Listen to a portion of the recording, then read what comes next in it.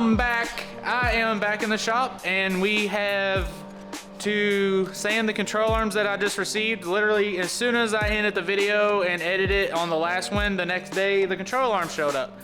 So we're going to go ahead and rip apart the VR6 Mark III subframe and get it down to where it's just a subframe, no control arms, nothing on it, so that I can paint it white. I'm also going to paint this steering rack white, and then we're going to sand these control arms down and get these prepped to paint white as well. So let me get these sanded down, and then we can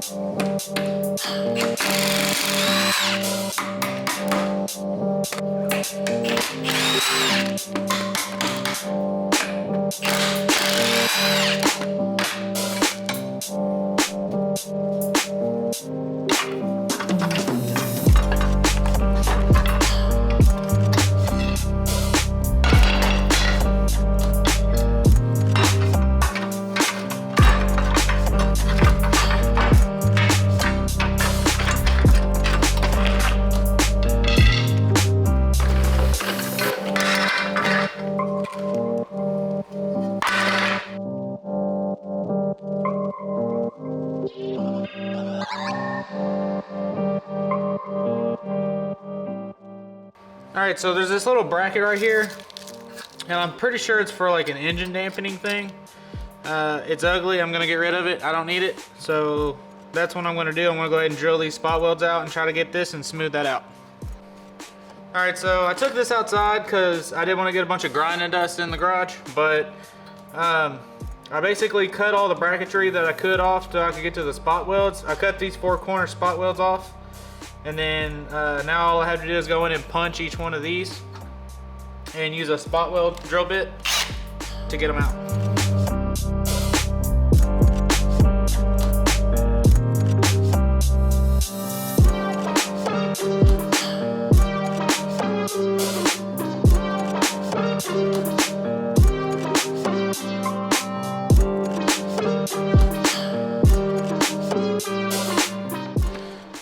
So that broke, so now I just switched over to drill bit.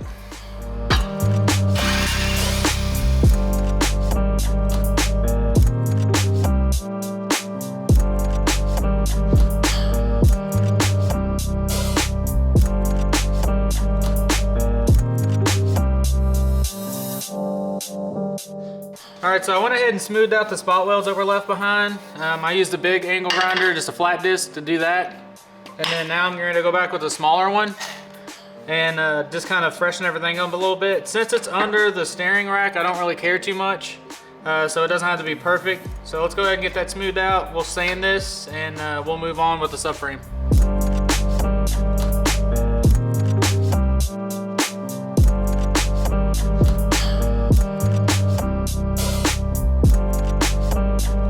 Alright, so we got everything lined out to get painted again. The first time that I painted them, it had some sort of a chemical reaction, so I went ahead and put everything back in the blast cabinet for the second time, and this time we're going to go ahead and brush this on instead of spray it on. So let's paint them and see if they turn out better than they did the last time.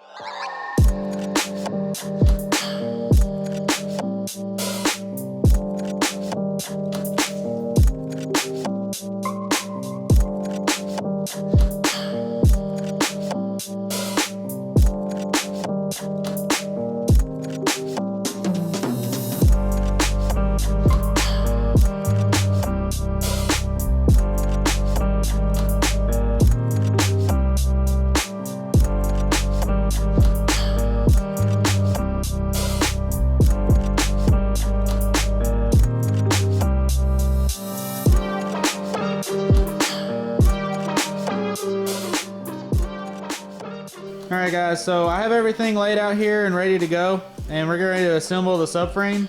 Before I get into that, I want to talk about some of the hardware that I got for this.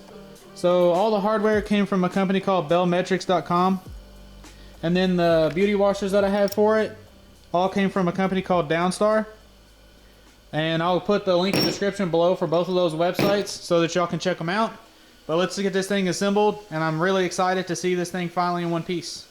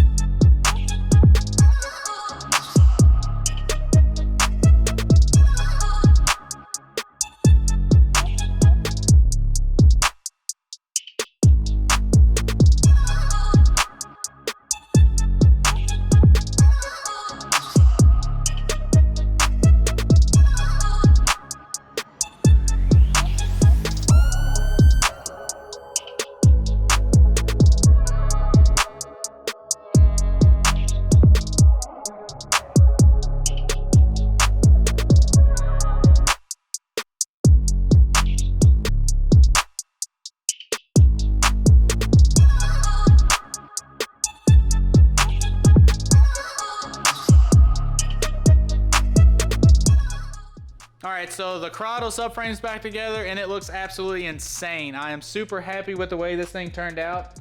And I've already had a couple people message me and ask me how I'm going to keep that thing clean. It's probably going to suck, but oh well. So what this means with the subframe being together is I can actually start mounting the 3.6 into the Corrado finally. And the next video will be focused on what you may run into while doing so. But I'm going to go ahead and end this video. I appreciate you all watching, and thank you all for all the support. And make sure you share these videos so that other enthusiasts can see them, and subscribe below to see future content. I'm going to try to start posting some other stuff so it's not just strictly one car build on here. But with that being said, I hope you all have a good one, and I'm out. Peace.